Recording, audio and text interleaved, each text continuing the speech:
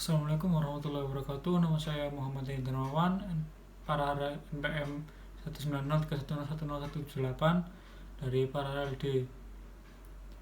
Jadi salah satu sifat yang berhubungan dengan zat cair adalah kekentalan atau viskos, di mana zat cair memiliki koefisien kekentalan yang berbeda-beda. Jadi apa sih viskositas itu?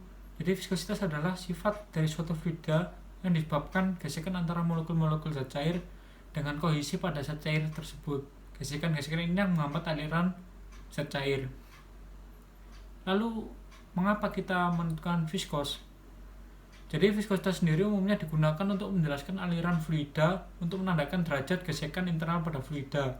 Gesekan internal atau gaya viskos berkaitan dengan hambatan yang dialami dua lapisan fluida yang bersebelahan untuk bergerak relatif satu terhadap yang lain.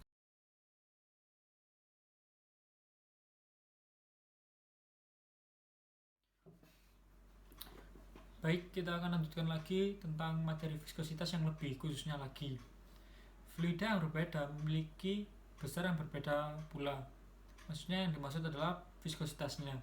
Contohnya saja, sirup lebih kental daripada air, minyak lemak lebih kental daripada minyak mesin. Zat cair pada umumnya jauh lebih kental daripada gas. Viskositas fluida yang berbeda dapat dinyatakan secara kuantitatif oleh koefisien viskositas. Viskositas dapat didefinisikan sebagai suatu lapisan tipis fluida ditempatkan antara dua lempeng yang rata, satu lempeng diam dan yang lainnya bergerak dengan laju konstan. Fluida yang langsung bersentuhan dengan setiap lempeng ditahan pada permukaan oleh gaya adhesi antara molekul zat cair dan lempeng titik.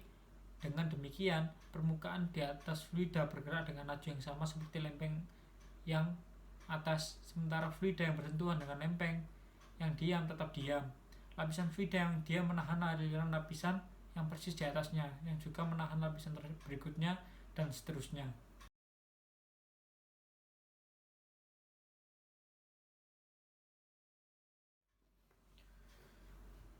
Jadi ada berbagai macam viskometer. Yang pertama yaitu viskometer Ostwald, viskometer bola jatuh, dan viskometer putar. Tapi lebih rincinya, saya akan menjelaskan tentang viskometer Ostwald karena digunakan pada praktikum modul 7 ini. Viskometer ini bekerja menggunakan prinsip hukum Poiseuille, yaitu dengan mengukur waktu pengosongan aliran zat cair atau aliran laminer tak permanen dengan volume tertentu melalui tabung kecil atau lubang. Viskometer kapiler bekerja dengan kecepatan alir suatu larutan dalam suatu pipa tabung. Semakin kecil alir larutan, maka semakin besar nilai viskositasnya. Pipa kapiler dengan panjang pipa L dalam satuan meter, jari-jari kapiler R dengan satuan meter, dialiri zat cair dengan volume V, yaitu liter. Tekanan P, viskositas atau mu, atau bisa dibilang Poise satuannya karena menggunakan hukum Poiseuille, lalu dengan waktu T second. Jadi diperoleh rumusnya yaitu V dalam satuan liter per T dalam satuan waktu sama dengan Pi R 4P per 8 Poise dikalikan L atau panjang pipa. Selain itu, pengukuran viskositas dapat dilakukan dengan viskometer Ostwald. Viskometer Ostwald bekerja berdasar selang waktu yang dibutuhkan oleh sejumlah larutan tertentu untuk mengalir melalui pipa kapiler oleh gaya yang disebabkan oleh berat larutan itu sendiri.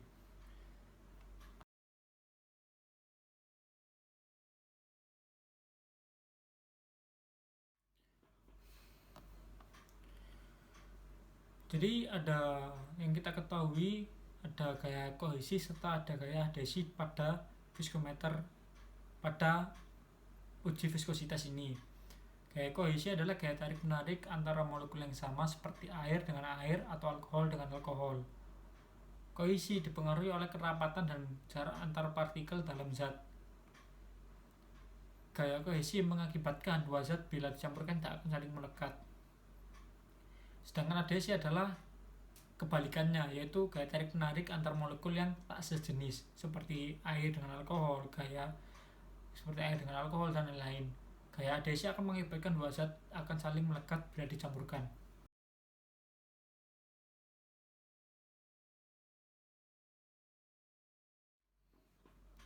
Lalu lanjut lagi, yaitu yang tadi saya akan membahas tentang hukum Poiseuille, yaitu saya akan menjelaskannya di sini. Yaitu apa sih hukum Poiseuille itu? Apabila volume zat cair yang mengalir melalui penampang satuan waktu disebut debit atau Q, maka Q sebanding dengan delta P. Jika pipa itu berjari-jari R, panjang L, dan berviskositas Poiseuille, maka sesuai persamaan Poiseuille dipenuhi, Q atau debit sama dengan P 4 delta P per 8 Poiseuille kali L atau panjang pipa, dengan Q volume cairan yang mengalir per detik satuannya meter kubik per second, delta P yaitu beda tekanan antara ujung pipa atau satuannya N per meter persegi, lalu viskositas zat cair atau Nm per second, lalu R jari-jari dalam penampang pipa kapiler satuannya meter, dan L panjang pipa kapiler. Agar rumus Poiseuille berlaku, letak pipa kapiler harus horizontal.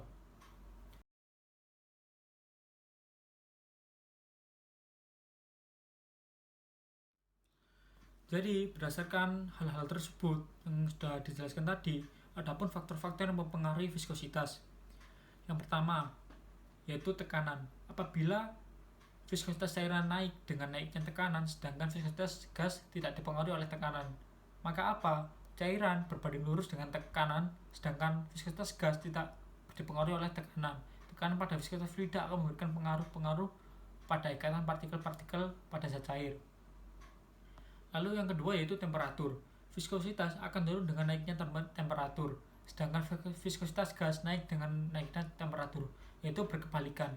Viskositas zat cair akan turun dengan naiknya temperatur, sedangkan viskositas gas akan naik dengan naiknya temperatur. Pemanasan zat cair menyebabkan molekul-molekul cairan bergerak sehingga gaya interaksi antar molekul melemah. Dengan demikian, viskositas cairan akan turun dengan kenaikan temperatur. Yang ketiga yaitu ukuran dan berat molekul. Viskositas naik dengan naiknya berat molekul, misalnya laju aliran alkohol cepat, larutan minyak laju, aliran lambatnya, dan kekentalannya. Yang keempat yaitu kekuatan antar molekul, yaitu kayak tadi seperti gaya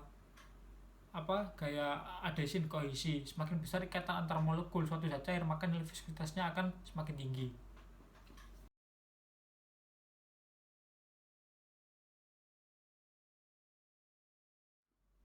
Jadi untuk aplikasi viskositas sendiri, yaitu biasanya digunakan pada uji kualitas minyak goreng yang dilakukan oleh peneliti dengan uji viskositas.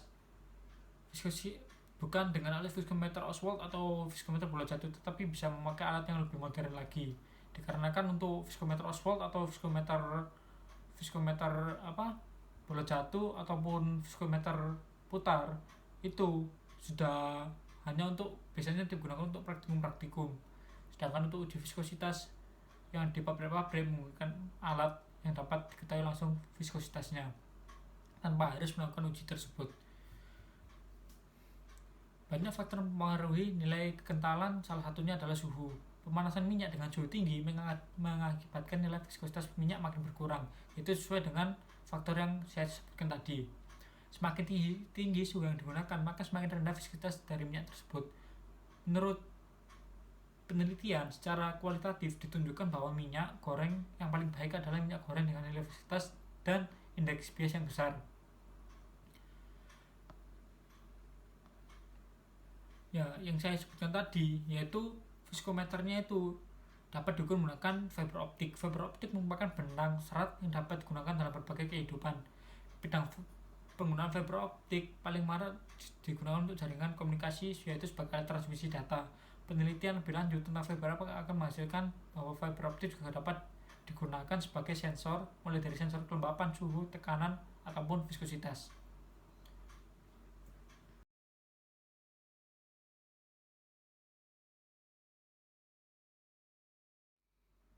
Yang terakhir saya akan membahas tentang metodologi. Ya, alat dan bahannya pada praktikum viskositas menggunakan viskometer Oswald yaitu ada 5 ml benzen, 5 ml aqueous, dan liquid lainnya. Sedangkan alat-alatnya digunakan yaitu ada viscositas liquid menggunakan viskometer Oswald, lalu stopwatch, pipet, dan bucket glass besar. Percobaan ini dilakukan dengan cara membersihkan viskometer dengan chromic acid cleaning solution, lalu dicuci dengan Aquades 4 hingga 5 kali untuk menghilangkan sisa-sisa larutan percobaan sebelumnya. Lalu setelah itu dikeringkan dengan udara panas. Lalu pipet 5 ml benzen, masukkan ke dalam viskometer, lalu tempatkan viskometer dalam beker glass besar yang berisi air pada suhu 30 derajat Celcius. Biarkan selama 10-15 menit sehingga dicapai suhu seimbang. Dengan menggunakan pompa karet, tarik liquid ke atas sampai terletak di atas garis tanda atas. Biarkan liquid mengalir ke bawah dan ukur waktu yang dibutuhkan untuk melewati kedua tanda tersebut. Setelah itu ulangi percobaan di atas dengan menggunakan Aquades dan liquid lain yang tidak diketahui. Ya, sekian itu yang dapat saya sampaikan, kurang lebihnya mohon maaf. Wassalamualaikum warahmatullahi wabarakatuh.